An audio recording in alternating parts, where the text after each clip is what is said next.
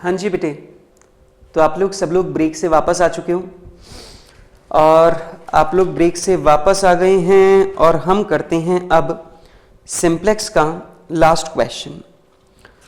तो चलिए बेटा, हम लोग सिंप्लेक्स का लास्ट क्वेश्चन हम लोग डिस्कस करेंगे और बेटा हम लोग करने वाले हैं अब question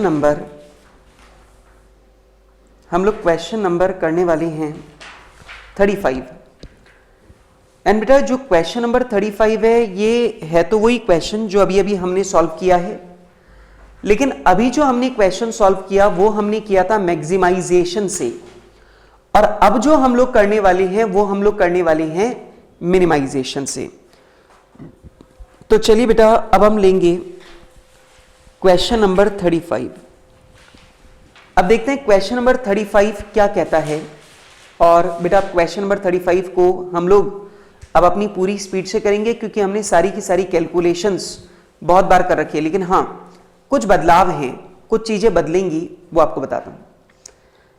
use simplex method to solve the following linear programming problem. Minimize z is equals to 30x plus 20y subject to constant -x -y is greater than -8, -6x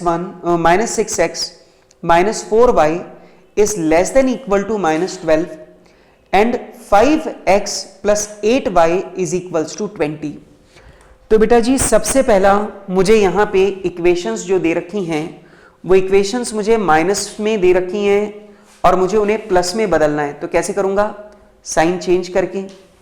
ठीक है, तो साइन चेंज करके मैं इसे कर लूँगा। तो लीजिए बेटा, सबसे पहला मैं लिखूँगा पॉइंट नंबर ए, और लीजिए बेटा पॉइंट नंबर ए में मैंने लिख दिया है minimize z is equals to 30x plus 20y। एक बात बेटा आपको बहुत ध्यान से समझनी है कि बेटा अब की बार अपन लोग मिनिमाइज कर रहे हैं, और अगर अपन z को मिनिमाइज करना चाहते हैं इसका मतलब z प्रॉफिट नहीं है, अब z क्या है? कॉस्ट। ठीक है, सब्जेक्ट टू, अब सब्जेक्ट टू कॉन्स्टेंट्स में देखो ये है -x -y is greater than -8, तो अपन इसे प्लस में कन्वर्ट कर लेते हैं। और अगर मैं सारी वैल्यूज को प्लस में कन्वर्ट करूंगा तो जो ग्रेटर देन इक्वल टू का साइन है वो लेस देन इक्वल टू का हो जाएगा। तो हो जाएगा x plus y is less than equal to 8। जो दूसरी इक्वेशन है वो हो जाएगी 6x plus 4y, 6x plus 4y is greater than equal to 12। And बेटा लास्ट हो जाएगा 5x plus 8y is equals to 20। 5x plus 8y is equals to 20। ये मैंने कर दिया है सब्जेक्ट टू। अब आप लोग को पता है बेटा कि अगर मुझे सिंप्लेक्स मेथड लगाना है तो पहले मुझे इन इनइक्वालिटीज को इक्वालिटीज में बदलना होगा, और ये काम मैं कैसे करूंगा? सरप्लस वेरिएबल, स्लैक वेरिएबल और आर्टिफिशियल वेरिएबल की मदद से। तो मैं करूंगा conversion of inequality into equality. तो आइए बेटा अपन इनइक्वालिटी को इक्वालिटी में कन्वर्ट करेंगे कैसे? तो मैंने कर दिया है minimize z is equals to 30x plus 20y, और आपकी बार याद रखना z इज कॉस्ट क्योंकि हम मिनिमाइज करने वाले हैं। सब्जेक्ट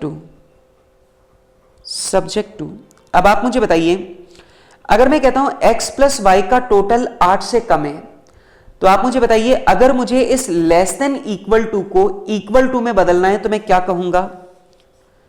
मैं कहूंगा x प्लस वाई प्लस थोड़ा सा आइडल टाइम। बेटा x प्लस वाई 8 के बराबर है तो कोई आइडल टाइम नहीं है, लेकिन x और y 8 से कम भी हो सकते हैं, तो x और y plus slack variable s1, ये तीनों मिलके पक्की बात है कि 8 के बराबर होंगे। सही बात है। अब आप मुझे बताइए, अगर आप खाली बैठे हो, स्लैक वेरिएबल खाली बैठे हो, तो आपकी कॉस्ट क्या लग रही है? 0। तो आपकी कॉस्ट हो गई 0s1। तो बेटा मैंने यहां पे स्लैक वेरिएबल डाला, ऊपर ऑब्जेक्टिव फंक्शन में भी जोड़ दिया। दूसरी मेरी इक्वेशन है 6x plus 4y is greater than equal to 12। 6x plus 4y greater than और इक्वल टू 12 है। अब मेरी बात को समझो, अगर ये 12 के बराबर है तो कोई दिक्कत नहीं, लेकिन ये 12 से ज्यादा भी हो सकता है, और 12 से जो ज्यादा होगा, उस 12 से ज्यादा वाले पोर्शन को अगर मैं माइनस कर दूं तो क्या ये इज इक्वल्स टू 12 हो जाएगा? तो मैंने कहा 6x plus 4y should be greater than और इक्वल टू 12। इसका मतलब इसका टोटल 12 से ज्यादा हो सकता है, तो 12 से जितना भी ज्यादा होगा वो लेस कर दो तो इक्वल टू 12 हो जाएगा। और आप जानते हो बेटा, अगर आपने 12 से ज्यादा काम किया तो 12 से ज्यादा वाले काम की कॉस्ट इसी में कवर हो जाएगी, आपको अलग से कॉस्ट को जोड़ने की जरूरत नहीं है। तो लीजिए बेटा, इसकी कॉस्ट भी हो गई 0s2। अच्छा बेटा, आपको ये समझना है कि अगर x और y का टोटल 12 से ज्यादा है तो 12 से ज्यादा वाले यूनिट की कॉस्ट तो ऑटोमेटिकली x और y के साथ में कवर हो जाएगी, तो आपको यहां पर कोई भी कॉस्ट जोड़ने की जरूरत नहीं है। लेकिन प्रॉब्लम यह है, जब मैं x और y को 0 मानूंगा तो ये इक्वेशन बन जाएगी -s2 इज इक्वल्स टू 12। ठीक, और आपको पता है माइनस का कोई नंबर कभी 12 के बराबर नहीं हो सकता। ठीक है, तो बेटा यहां पर मुझे आर्टिफिशियल वेरिएबल लेना पड़ेगा। तो इस गलती को ठीक करने के लिए मैंने यहां पे आर्टिफिशियल वेरिएबल ले लिया है a1। आप लोग को पता है आर्टिफिशियल वेरिएबल का मतलब होता है आर्टिफिशियल प्रोडक्ट, और आप जानते हैं आर्टिफिशियल प्रोडक्ट की कॉस्ट होती है m और प्रॉफिट होता है -m। अब आप मुझे बताइए, अगर मैं a1 प्रोडक्ट बनाता हूं तो उसकी कॉस्ट कितनी होगी? m। अब बताओ, कॉस्ट में कॉस्ट को जोड़ूं कि घटाऊं? जोड़ूंगा, तो बेटा मेरी कॉस्ट हो जाएगी m a1। तो बेटा मैंने a1 यूनिट बनाई और एक यूनिट की जो कॉस्ट है वो कितने रुपए की है? m रुपए की। तो मेरी कॉस्ट हो गई ma1। अगर ये मैक्सिमाइज z होता तो मैं बोलता z is a profit. Profit है तो उसमें प्रॉफिट को जोड़ो, और बेटा आर्टिफिशियल प्रोडक्ट का प्रॉफिट होता है -m, तो मैं यहां पे -m a1 लिखता। ये कॉस्ट है और आर्टिफिशियल प्रोडक्ट की कॉस्ट होती है m, तो मैंने m a1 लिखा है। अच्छा, तीसरी इक्वेशन है 5x plus 8y is equals to 20। अब बेटा ये 20 के बराबर है, ये तो पहले से इक्वल टू है, लेकिन जब मैं x और y को 0 मानूंगा तो ये इक्वेशन हो जाएगी 0 इज इक्वल्स टू 20, मतलब ये इक्वेशन गलत हो जाएगी। तो इसे गलत होने से रोकना है तो मैंने यहां पे आर्टिफिशियल प्रोडक्ट डाल दिया a2, और आप जानते हैं आर्टिफिशियल प्रोडक्ट की कॉस्ट क्या है? m। तो a2 यूनिट की कॉस्ट हो जाएगी ma2। ठीक, तो मैंने इनइक्वालिटी को इक्वालिटी में बदल दिया, और मैं ये भी लिख देता हूं x y s1 s2 a1 a2 are greater than equal to 0। ये सब ग्रेटर देन इक्वल टू 0 है। ठीक है, अच्छा आइए बेटा, अब इसे मैं अपनी टेबल में अरेंज करूं तो मैं बनाना शुरू करूंगा सिंप्लेक्स टेबल 1। Simplex table 1। अब की बार ध्यान रखना, जब आर्टिफिशियल वेरिएबल हटेगा तो मैं इसे टेबल में से भी हटा दूंगा। अब की बार अपन सिंपल करेंगे काम। और एक बार ध्यान रखना, अब की बार तुम मिनिमाइज करना चाहते हो, ठीक है, कॉस्ट को कम करना चाहते हो, तो यहां पे आ जाएगा। अच्छा, एक बात तो मैंने लिखी नहीं बेटा, लिखने की जरूरत है कि मैंने x y s2 इन तीनों को 0 माना है। ये मैं लिख ही देता हूं, late x y s2 are 0। और अगर ये 0 है तो इसका मतलब हुआ s1 इज इक्वल्स टू 8। अभी मैं डिपार्टमेंट 1 में 8 घंटे खाली हूं। a1 इज इक्वल्स टू 12, मतलब सेकंड डिपार्टमेंट में मैं अभी आर्टिफिशियल प्रोडक्ट के 12 यूनिट बना रहा हूं। और a2 इज इक्वल्स टू 20। इसका मतलब थर्ड डिपार्टमेंट में मैं आर्टिफिशियल प्रोडक्ट A2 के 20 यूनिट्स बना रहा हूं, तो मैंने X, Y और S2 तीनों को 0 मान लिया है। अच्छा, CJ variable quantity X, Y, S1, S2, A1, A2 and last replacement ratio A1, A2 और रिप्लेसमेंट रेशियो। बेटा ये ध्यान रखिएगा, कंफ्यूज मत होइए, ये अलग पोर्शन है। हाँ जी, रिप्लेसमेंट रेशियो। आइए बेटा ये बताएं, ऑब्जेक्टिव फंक्शन को अपन ऊपर लिख देंगे 30x plus 20y 0s1 0s2 ma1 ma2। और बेटा यहाँ पे वेरिएबल जो हैं ये अभी हाल फिलहाल हम खाली बैठे हैं 8 घंटे, A1 बना रहे हैं 12 घंटे, A2 बना रहे हैं 20 घंटे। ओके, यहाँ पे बेटा हम 0 की कॉस्ट लगा रहे हैं, यहाँ हमारी कॉस्ट है m रुपए की और A2 में भी हमारी कॉस्ट है m रुपए की, और m का मतलब है ऑलमोस्ट इन्फिनिटी। पहली इक्वेशन करेंगे 1x plus 1y plus 1s1 और बाकी में से कुछ भी नहीं है। सेकंड में देखें तो 6x plus 4y 0s1 minus 1s2 plus 1a1, A2 है ही नहीं। थर्ड में हो जाएगा 5x प्लस 8y, S1 नहीं है, S2 नहीं है, A1 नहीं है, 1a2। हाँ जी बेटा, इज इट ओके? हाँ जी बेटा, मैंने ठीक जमा ली। अच्छा, ऑब्जेक्टिव फंक्शन और कांस्टेंट फंक्शंस। सबसे पहले मैं निकालूंगा zj, 1 इंटू 0 6m 5m, कुल मिलाकर 11m, 0 4m 8m, कुल मिला के 12m, 0 0 0 0 0 0 और माइनस m, फिर यहां पे आ जाएगा 0 0 प्लस m, 0 0 m। अब मैं निकालूंगा Cj माइनस Zj।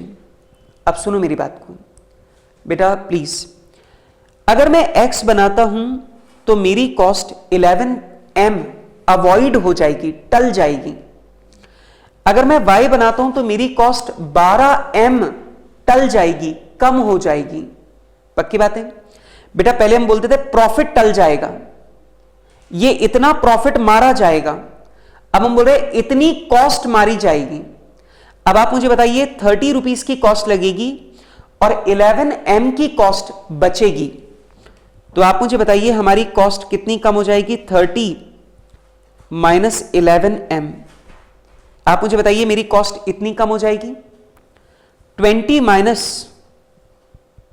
12m, मेरी जो कॉस्ट है वो 20 माइनस 12m कम हो जाएगी।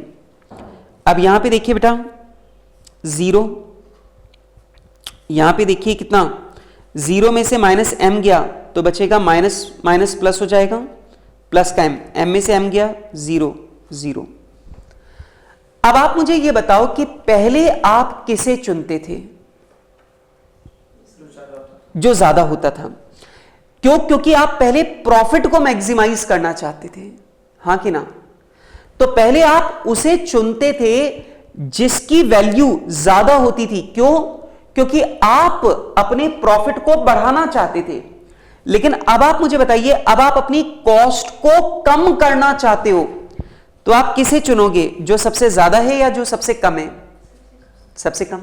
बेटा आप मुझे बताइए, अगर आप मिनिमाइज कर रहे हो, अगर आप अपनी कॉस्ट को मिनिमाइज करना चाहते हो, कम करना चाहते हो, तो आप कौन सा ऑप्शन चुनोगे जो सबसे कम होगा? अब आप मुझे बताइए, माइनस 11 इंफिनिटी कम होता है कि माइनस 12 इंफिनिटी कम होता है? Minus 12 infinity. बेटा अगर मैं x बनाता हूं तो मेरी कॉस्ट कम होगी 11m, और अगर मैं y बनाता हूं तो मेरी कॉस्ट कम हो जाएगी 12m। तो आप मुझे बताइए आप अपनी कॉस्ट को क्या कम करना चाहते हो, 11M कम करना चाहते हो या 12M कम करना चाहते हो? अब ऑब्वियस सी बात है बेटा, मैं अपनी कॉस्ट को 12M ही कम करना चाहूंगा, मैं अपनी कॉस्ट को ज्यादा से ज्यादा घटाना चाहूंगा और ज्यादा घटका रही है यहां पे। तो बेटा ये तो तय हो गया कि हम सबसे पहले y बनाएंगे, क्योंकि y बनाने पर हमारी कॉस्ट सबसे जल्दी कम होगी, ठीक है। लेकिन अब दूसरा क्वेश्चन आता है, y बन कितना सकता है? 8 डिवाइडेड बाय 1, ज्यादा से ज्यादा डिपार्टमेंट 1 में y के 8 यूनिट बन सकते हैं। 12 डिवाइडेड बाय 4, y के ज्यादा से ज्यादा 3 यूनिट बन सकते हैं। 20 डिवाइडेड बाय 8, y के ज्यादा से ज्यादा 2.5 यूनिट बन सकते हैं। अब आप मुझे बताइए, अगर थर्ड डिपार्टमेंट में y के ज्यादा से ज्यादा 2.5 यूनिट बन सकते हैं, तो ऑब्वियस बात है पहले और दूसरे डिपार्टमेंट में 2.5 से ज्यादा बनाने का कोई फायदा है ही नहीं। तो लो भैया फिक्स हो गया कि हम सबसे पहले y बनाएंगे। अब आपको पता है बेटा, पहले डिपार्टमेंट नंबर 3 में A2 को पूरा टाइम दे रखा था। अब डिपार्टमेंट नंबर 3 का पूरा टाइम मैंने किसको दे दिया? y को। तो A2 की जगह क्या आ जाएगा? y number 2। क्योंकि A2 यहां से हट रहा है, अब मुझे A2 का कॉलम दोबारा बनाने की जरूरत नहीं है। तो अब अगली जो टेबल मैं बनाऊंगा वो मैं A1 तक ही बनाऊंगा, A2 में ना तो कैलकुलेट करूंगा ना बनाऊंगा, ठीक है। तो आइए बेटा वर्किंग नोट बनाते हैं। अब आप ध्यान रखना, जब आप मैक्सिमाइज करते हो तो आप CJ माइनस ZJ कौन सा सिलेक्ट करते हो? जिसकी वैल्यू सबसे ज्यादा होती है। और जब मिनिमाइज करना हो तो किसे चुनोगे? जिसकी वैल्यू सबसे कम होगी। ये तो बहुत सिंपल सी बात है, इसमें कोई लॉजिक तो मुझे कोई बहुत जबरदस्त लग ही नहीं रहा। पहला मुझे निकालना है रिवाइज्ड की रो,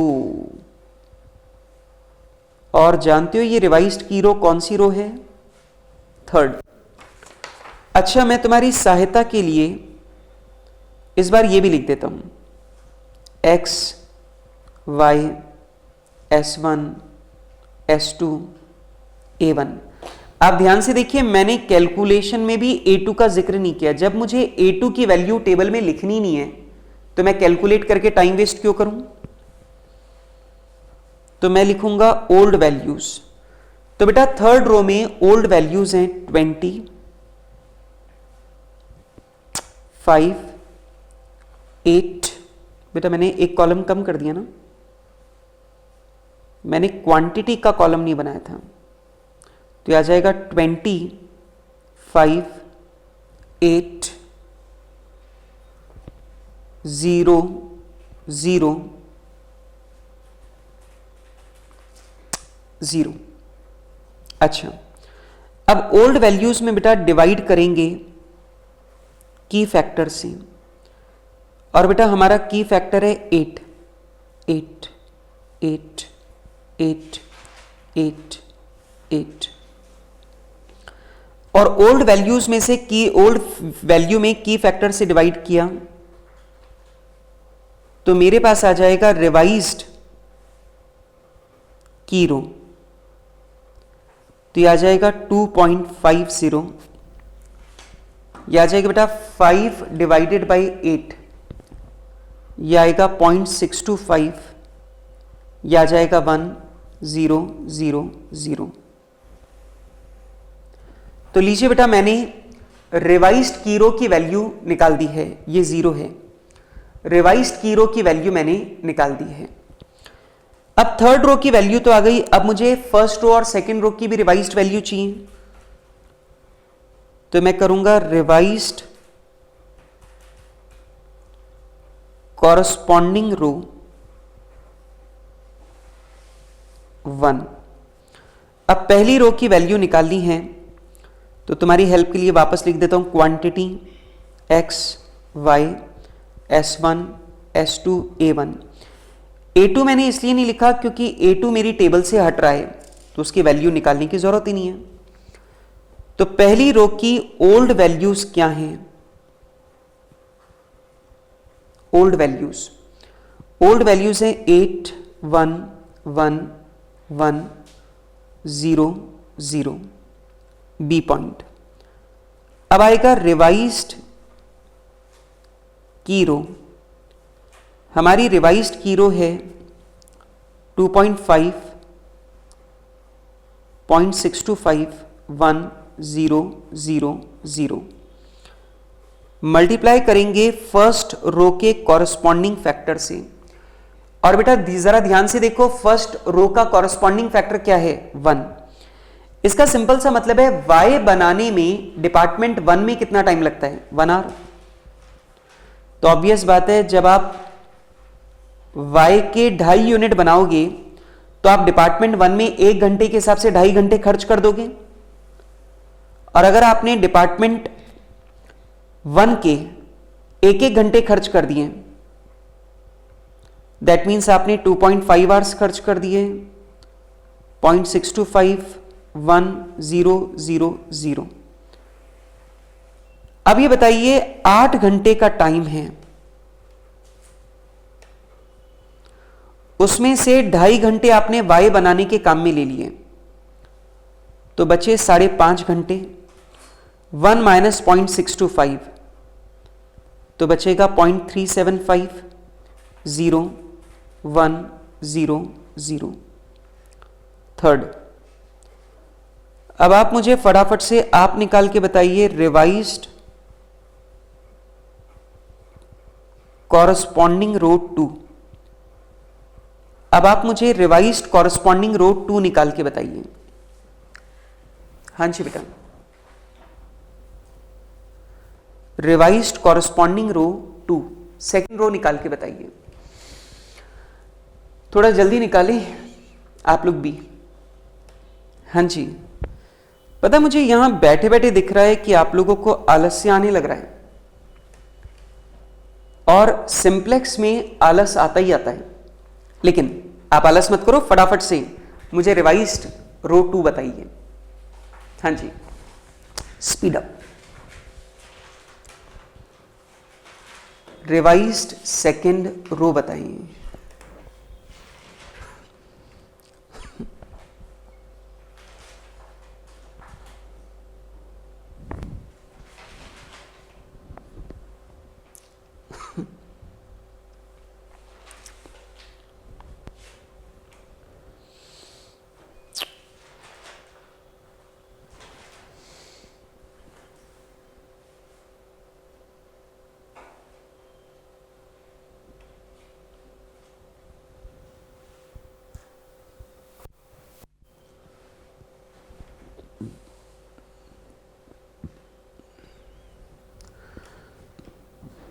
हाँ जी बेटा, रिवाइज्ड सेकेंड रो मैं देख रहा हूँ आप लोग ने रिवाइज सेकेंड रो निकाल भी दिए हैं, और मैं देख रहा हूँ कि मेरे पास ये जो कुछ बच्चे हैं ये लोग तो सिंप्लेक्स टेबल को भी सॉल्व करने लग रहे हैं। आप लोग भी फटाफट से कीजिए।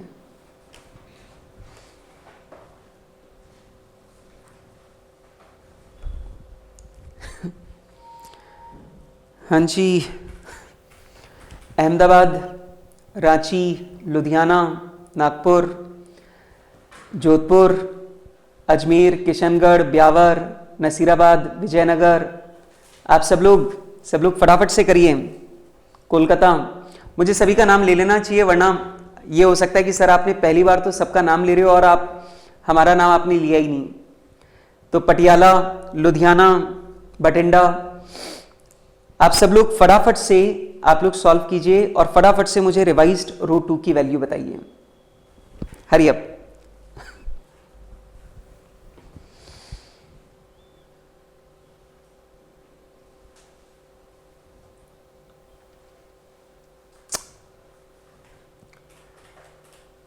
तो चलिए बेटा, मेरे हिसाब से रिवाइज्ड रो 2 की जो वैल्यू आ रही है वो आ रही है 3.5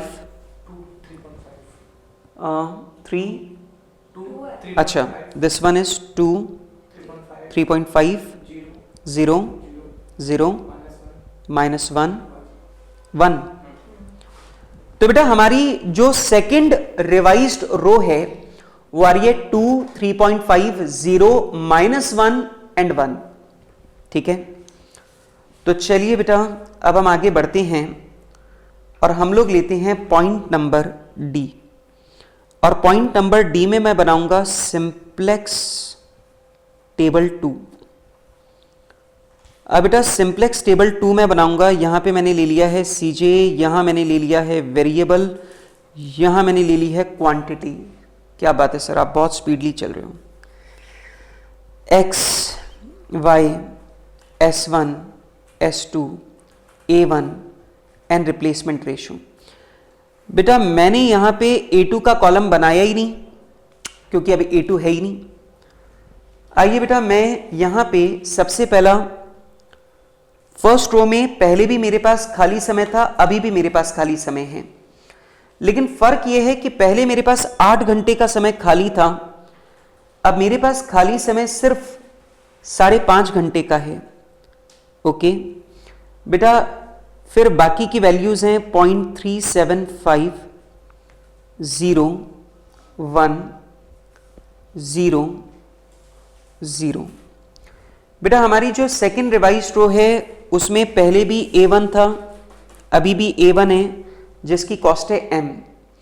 और बेटा इसकी रिवाइज्ड वैल्यूज जो हैं वो हैं 2, फिर है 3.5, देन 0, 0, -1 एंड 1। फिर बेटा जो हमारी थर्ड रो है पहले उसमें हमारा A2 प्रोडक्ट बना करता था, लेकिन अब हम डिसाइड कर चुके हैं कि हमें A2 की जगह Y बनाना है और Y की जो कॉस्ट है वो है 20 रुपीज, 30, 20, 0, 0 M। ओके, और बेटा हमारी जो रिवाइज्ड की रो है थर्ड रो वो है 2.50, 0.625, 1, 0, 0, 0। चलिए बेटा अब सबसे पहले हम लोग निकालेंगे ZJ, मतलब हम ये कैलकुलेट करने की कोशिश करेंगे कि अगर हम ये काम करते हैं तो हमारी कॉस्ट कितनी मारी जाएगी, कितनी अवॉइड हो जाएगी। तो हो गया 0, 3.5 M और 20 को अगर अपन लोग मल्टीप्लाई करते हैं 0.625 से तो आएगा 12.5। तो बेटा ये हो जाएगा 3.5 M प्लस 12.5। तो बेटा अगर हम x बनाते हैं तो हम इतनी कॉस्ट अवॉइड कर सकते हैं। अच्छा 0, 0, 20। अगर हम y बनाते हैं तो हम 20 रुपीज की कॉस्ट अवॉइड कर सकते हैं। ये करेंगे तो 0, ये करेंगे तो -M और ये करेंगे तो +M। अब हम निकालेंगे CJ माइनस ZJ। बेटा पहले मैक्सिमाइजेशन प्रॉब्लम में CJ माइनस ZJ का मतलब होता है इंक्रीमेंटल प्रॉफिट और यहां CJ माइनस ZJ का मतलब है इंक्रीमेंटल कॉस्ट। तो आप मुझे बताइए 30 रुपीज की कॉस्ट लगेगी लेकिन 3.5 M प्लस 12.5 रुपए की कॉस्ट बचेगी। तो CJ में से माइनस कर दीजिए ZJ को तो आपके पास आ जाएगा -3.5 M प्लस 17.50। इसका मतलब मेरी कॉस्ट इतने रुपए कम की जा सकती है। 20 - 20 अगर मैं y बनाऊं जो कि मैं ऑलरेडी बना रहा हूं तो y की जगह y बनाऊंगा तो मेरी कॉस्ट में क्या फर्क पड़ेगा, 0। अच्छा 0 - 0, 0, 0 माइनस M, तो मेरी कॉस्ट घटने की बजाय उल्टे M रुपए बढ़ जाएगी। M - M 0। तो आप मुझे बताइए यहां मेरी कॉस्ट 3.5 M घट सकती है, यहां कुछ नहीं होगा, यहां कुछ नहीं होगा, यहां तो उल्टे मेरी कॉस्ट बढ़ और जाएगी। तो आप मुझे बताइए मैं अपनी कॉस्ट, मेरी कॉस्ट सबसे ज्यादा कम कहां पे हो रही है, यहां। तो लीजिए बेटा ये डिसाइड हो चुका है कि अब हम दूसरी चीज जो बनाने वाली है वो क्या है, x। पर क्वेश्चन आता है कितना बना सकते हैं। तो 5.5 डिवाइडेड बाय 0.375, तो हम ज्यादा से ज्यादा 14.67 यूनिट्स बना सकते हैं। 2 डिवाइडेड बाय 3.5 हम ज्यादा से ज्यादा 0.57 यूनिट बना सकते हैं। और बेटा 2.5 डिवाइडेड बाय 0.625 हम ज्यादा से ज्यादा 4 यूनिट बना सकते हैं। अब आप मुझे जल्दी से बताइए बेटा, मैं पहले डिपार्टमेंट में 14 यूनिट बना सकता हूं, दूसरे डिपार्टमेंट में मैं 0.57 यूनिट बना सकता हूं, तीसरे डिपार्टमेंट में मैं 4 यूनिट बना सकता हूं। तो आप मुझे जल्दी से ये बताओ कि मैं तीनों डिपार्टमेंट को देखकर आप लोग मुझे बताओ कि मैं ज्यादा से ज्यादा कितनी यूनिट बना सकता हूं? 0.57। क्योंकि अगर डिपार्टमेंट 2 में मैं 0.57 यूनिट से ज्यादा बना ही नहीं सकता, तो 1 और 3 में 0.57 से ज्यादा बनाने का कोई लॉजिक ही नहीं है। तो लीजिए बेटा, तय हो गया कि मैं 0.57 यूनिट्स बनाऊंगा। अच्छा, अब देखिए बेटा, A1 की जगह मैं X बना रहा हूं, तो A1 हट जाएगा और X आ जाएगा। अब ध्यान रखना, जब A1 मेरी टेबल से हटेगा तो अब मैं A1 के लिए दोबारा कोई कैलकुलेशन करूंगा ही नहीं। तो आइए बेटा बनाना शुरू करें वर्किंग नोट। और वर्किंग नोट में हम लोग कर देंगे, सबसे पहला मैं निकालूंगा रिवाइज्ड की रो। और अब की बार जो हमारी वो की रो है वो कौन सी है? सेकंड। ठीक है, तो लीजिए बेटा, मैंने यहां पे लिख दिया quantity x y s1 s2। बेटा अब की बार मैंने A1 भी नहीं लिखा, क्योंकि A1 भी मेरी टेबल से हट चुका है। तो जब टेबल से हट जाएगा तो वैल्यू लिखने की जरूरत ही नहीं है। Old values 2, 3.50, 0, 0, -1। बेटा ओल्ड वैल्यू में डिवाइड कर दीजिए की फैक्टर से जो दोनों गोलों के इंटरसेक्शन पे आ रहा है।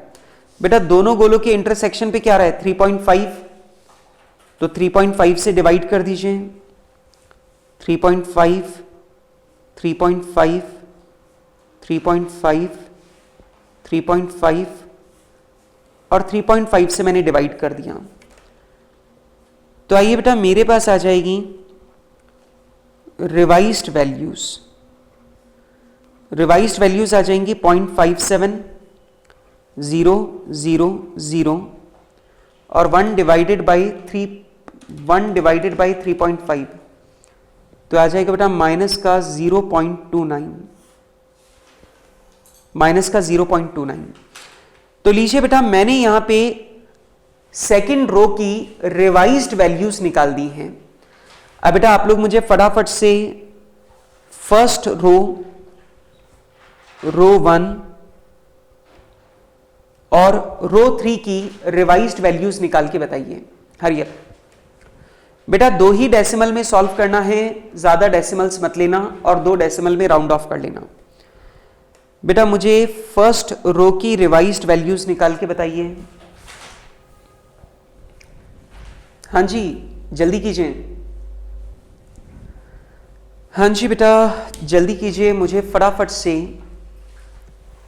रो 1 की रिवाइज्ड वैल्यूज निकाल के बताइए। हाँ जी बेटा, आप लोग जब तक सॉल्व नहीं करोगे तब तक आपको ये प्रोसीजर याद नहीं होगा, इसलिए आप लोग अब की बार ये दोनों कैलकुलेशन आप करके बताओ। Hurry up.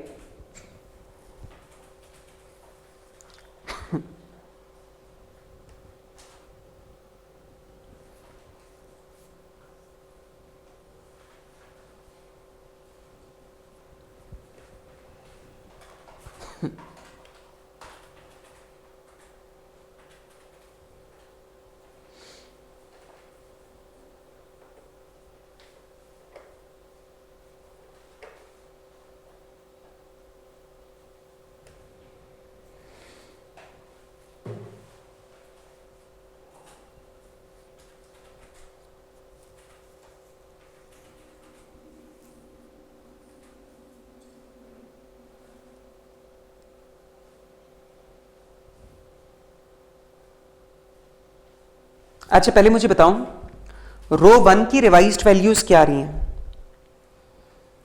रो 1 की रिवाइज्ड वैल्यूज क्या आई हैं? 5.29, 0, 0, 1, 0.11। और आप मुझे बताइए रो 3 की रिवाइज्ड वैल्यूज। हाँ जी बेटा बताइए, आप लोगों की जो रो 1 की रिवाइज्ड वैल्यूज हैं वो बिल्कुल करेक्ट है, चेक करिए और फिर आगे चलते हैं। हरिए बेटा, रो 3 की रिवाइज्ड वैल्यूज भी निकालिए फटाफट।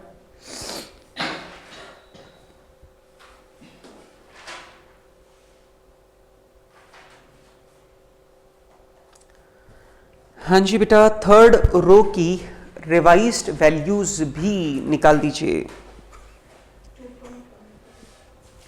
2.14 0 10 0.18 0.18।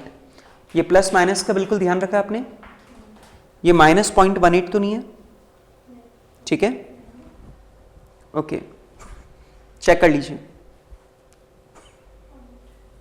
0.18 है। हाँ जी बेटा, 2.14010.18। हाँ जी बेटा, हरी आप, आई होप आप लोग भी सब लोग कर चुके हैं, हो गया सबका। चलिए तो हम लोग आते हैं अब पॉइंट नंबर ई में, और पॉइंट नंबर ई में हम लोग करेंगे simplex table 3 CJ variable quantity x y s1 s2 replacement ratio. अब देखिए बेटा, मेरी इस टेबल से a1 और a2 दोनों हट चुके हैं। अब बेटा सिंपल सी बात है, पहले डिपार्टमेंट में, फर्स्ट डिपार्टमेंट में मैं पहले भी खाली बैठा था, अभी भी खाली बैठा हूं, बस फर्क यह है कि पहले टाइम ज्यादा था, अब खाली बैठा हूं 5.29 आवर्स। 0 0 1 0.11। फिर बेटा सेकेंड रो की बात करें तो सेकेंड रो में बेटा हम लोग, जो सेकेंड रो है उसमें बेटा अब हम a1 की जगह बना रहे हैं x, और हमारी कॉस्ट लग रही है 30 रुपीज की, 30 20 0 0। और बेटा हमारी जो की रो है उसकी रिवाइज्ड वैल्यू है 0.57 0 0 0 माइनस 0.29। और उसके बाद में बेटा थर्ड रो में हमारा वेरिएबल है y, और बेटा उसकी कॉस्ट है 20 रुपीज और रिवाइज्ड वैल्यूज हैं 2.14 0 1 0 और 0.18। चलिए जी बेटा, अब हम आगे चलते हैं और हम सबसे पहले निकालेंगे ZJ की वैल्यू आ रही है 0। एक मिनट बेटा, यहां 1 आ रहा होगा,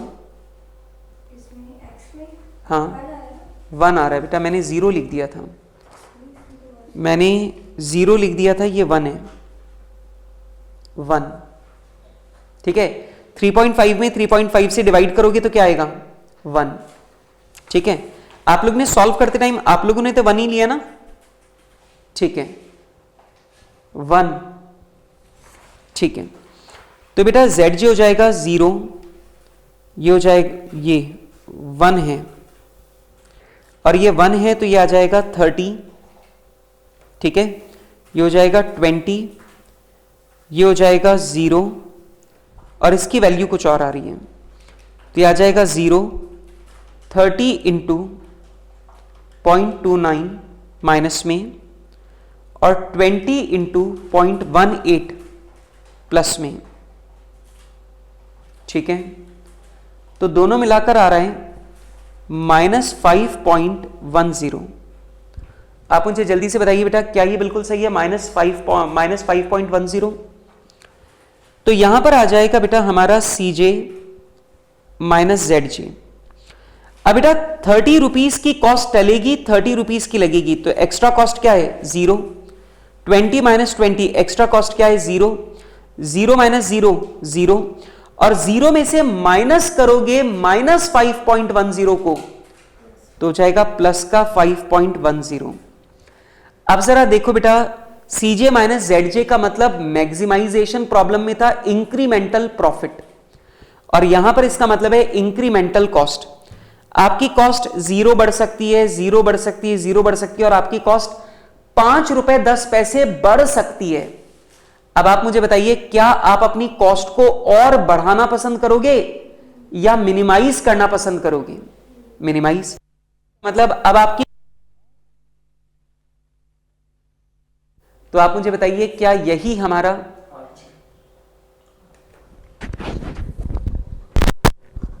हाँ जी ठीक है। तो बेटा हमारा जो प्रॉफिट है, प्लीज लिसन टू मी, हमारी जो कॉस्ट है वो कॉस्ट या तो चेंज ही नहीं होगी, या हमारी जो कॉस्ट है वो 5 रुपए 10 पैसे बढ़ सकती है, और आप तो जानते हैं हमें कॉस्ट बढ़ानी नहीं है, मिनिमाइज करनी है। इसका मतलब मेरी कॉस्ट को और कम करना पॉसिबल नहीं है। इसका मतलब ये जो मेरा सॉल्यूशन है ये ऑप्टिमल है। अच्छा, मेरे ऑप्टिमल सॉल्यूशन में कोई आर्टिफिशियल वेरिएबल नहीं है। अगर आर्टिफिशियल वेरिएबल होता तो मैं बोलता भैया इसका सॉल्यूशन पॉसिबल ही नहीं है। तो ये मेरा ऑप्टिमल सॉल्यूशन है। तो आइए बेटा, हमारा काम खत्म, तो हम लोग लिखेंगे रिपोर्ट। आइए बेटा रिपोर्ट लिखें। It is optimal that we produce 0.57 units of X and 2.14 units of Y। बेटा ये ऑप्टिमल है कि हम लोग x के 0.57 यूनिट्स बनाएं और y के 2.4 यूनिट्स बनाएं। ठीक है, देखो इस कंडीशन में जो हमारी मिनिमम कॉस्ट जो लगने वाली है वो कितनी लगने वाली है? x का 1 यूनिट बनाने में 30 रुपीज की कॉस्ट लगती है, और y का 1 यूनिट बनाने में 20 रुपीज की कॉस्ट लगती है। तो 2.14 यूनिट्स बनाने में कितनी कॉस्ट लगेगी? 30 इंटू 0.57 और 20 इंटू 2.14, कुल मिला के 59.9 आ रहा है। तो मैं राउंड फिगर में लिख देता हूं 60 रुपीज। तो बेटा मेरी जो मिनिमम कॉस्ट है वो कितनी होगी? 60 रुपीज। 59.9 आ रहा है पर मैंने राउंड फिगर में लिख दिया, 60 रुपीज। ये साइन किसका है? अप्रोक्सीमेट का, राउंड ऑफ का, इज इक्वल्स टू के ऊपर ये, तो इसका मतलब है अप्रोक्सीमेटली कितना? 60। ठीक है। अच्छा, एक और बात मैंने आपको बताया था कि हमेशा इस वैल्यू को कांस्टेंट फंक्शन में पुट करके देखा करो कि सारे कांस्टेंट फंक्शन सेटिस्फाई हो रहे हैं या नहीं हो रहे हैं। तो चलो पुट करके देखते हैं। ये लो, तो लीजिए बेटा, पहला कांस्टेंट फंक्शन है x प्लस वाई का टोटल 8 से कम होना चाहिए। आप मुझे बताइए 0.57 और 2.14 ये दोनों मिला के हैं 2.71, ये 8 से कम है। 6x और 4y का टोटल 12 से ज्यादा होना चाहिए। तो देखें 6 इंटू 0.57 और बेटे 2.14 इंटू 4, ये दोनों मिला के आ रहा है 11.98, मतलब ऑलमोस्ट 12। ठीक है, 12। ये 0.02 का डिफरेंस जो आ रहा है ये डेसिमल की वजह से आ रहा है, क्योंकि हमने डेसिमल में सॉल्व किया तो डेसिमल में डिफरेंस आ रहा है। तो कंडीशन थी this should be greater than और इक्वल टू 12, और हमारे आंसर में ये क्या आ रहा है? Equal to 12। तो इसका मतलब सेकंड कंडीशन भी सेटिस्फाई हो रही है। हमारी सेकंड कंडीशन थी this should be greater than और इक्वल टू 12, और बेटा ये दोनों ग्रेटर देन तो नहीं है पर इक्वल टू 12 आ रहे हैं, तो ठीक है। और तीसरी शर्त है this should be equal to 20, तो 5 इंटू 0.17 और 8 इंटू 2.14, तो दोनों मिला के आ रहा है 19.97, मतलब वही राउंड ऑफ करेंगे तो कितना? 20। तो देख लो इन दोनों का टोटल 20 के बराबर आ रहा है। इसका मतलब मैंने अपनी कॉस्ट को भी मिनिमाइज कर लिया और मैंने इन तीनों कंडीशंस को भी सेटिस्फाई कर दिया, और ऐसा करते हुए मेरी वैल्यूज आ रही हैं 0.57 और 2.14। दैट मीन्स मेरा सॉल्यूशन बिल्कुल करेक्ट है। ठीक है, तो मेरा सॉल्यूशन जो है वो बिल्कुल करेक्ट है। ठीक है, चलिए, तो बेटा मैंने मिनिमाइजेशन का भी क्वेश्चन आप लोग को करवाया। अगर मैं आपको बताऊं तो मिनिमाइजेशन और मैक्सिमाइजेशन में सिर्फ फर्क इतना सा है, जब आप मैक्सिमाइज करते हो तो आप आर्टिफिशियल प्रोडक्ट का प्रॉफिट जोड़ते हो -m, लेकिन जब आप कॉस्ट को मिनिमाइज करते हो तो आर्टिफिशियल प्रोडक्ट की कॉस्ट जोड़ते हो m। और दूसरा और आखिरी डिफरेंस, दूसरा और आखिरी, जब अपन लोग सिंप्लेक्स टेबल बनाते हैं तो Cj माइनस Zj में अपन वैल्यू, Cj माइनस Zj का मतलब मैक्सिमाइजेशन प्रॉब्लम में होता है इंक्रीमेंटल प्रॉफिट, तो हम उसे चुनते हैं जहां हमारा इंक्रीमेंटल प्रॉफिट सबसे ज्यादा होता है। और मिनिमाइजेशन प्रॉब्लम में Cj माइनस Zj का मतलब होता है इंक्रीमेंटल कॉस्ट, एक्स्ट्रा कॉस्ट, तो हम उसे चुनते हैं जहां हमारी इंक्रीमेंटल कॉस्ट सबसे कम होती है, सबसे नेगेटिव होती है, उसे चुनते हैं। बस ये दो फर्क हैं मैक्सिमाइजेशन और मिनिमाइजेशन में। वहां सबसे ज्यादा को चुनते हैं, यहां माइनस में सबसे ज्यादा को चुनते हैं, वहां प्लस में सबसे ज्यादा को चुनते हैं, यहां माइनस में सबसे ज्यादा को चुनते हैं। बस इतना सा फर्क है। ठीक है, तो ये थी पूरी बात सिंप्लेक्स के बारे में। ठीक है, कुछ छोटी छोटी सी और हमें प्रॉब्लम्स डिस्कस करनी है, बट आज का लेक्चर बहुत हैवी था, क्वेश्चन बहुत हैवी थे, तो बस आज हम लोग इतना ही करेंगे। ठीक है, इवन तो मेरे पास अभी 2 मिसलेनियस प्रॉब्लम्स और हैं, लेकिन वो मैं कल डिस्कस करूंगा। कल की क्लास में पहले हाफ एन आवर मुझे लगेगा सिंप्लेक्स के कुछ मिसलेनियस क्वेश्चंस को सॉल्व करने में, लेकिन वो मैं तभी करवा पाऊंगा जब आप इसे रिवाइज करके आएंगे। और उसके बाद में 10 मिनट का मैं एक और आखिरी टॉपिक करवाऊंगा, प्राइमल एंड ड्यूअल। तो conversion from primal to dual, ये टॉपिक मैं आपको करवाने वाला हूं। ये टॉपिक बहुत बहुत बहुत ज्यादा आसान है। 5 मिनट से लेकर 10 मिनट के बीच का कुछ टाइम अपने को लगेगा। 10 मिनट का टॉपिक है, लेकिन याद रखना ये तुम्हारे एग्जाम्स के लिए बहुत इंपॉर्टेंट है, बहुत बहुत बहुत इंपॉर्टेंट टॉपिक है, तो आप लोगों को ये मिस नहीं करना है। ठीक है, और कल ये सारा काम खत्म करके हम अपना नया चैप्टर शुरू करेंगे, CPM एंड PERT। ठीक है, तो ये सारी बातें खत्म करके हम अपना अगला चैप्टर शुरू करेंगे। ठीक है, तो सिंप्लेक्स की प्रैक्टिस करके आना, ठीक, और आगे हम लोग कल करेंगे। ठीक है, बाय फॉर नाउ, कल मिलेंगे।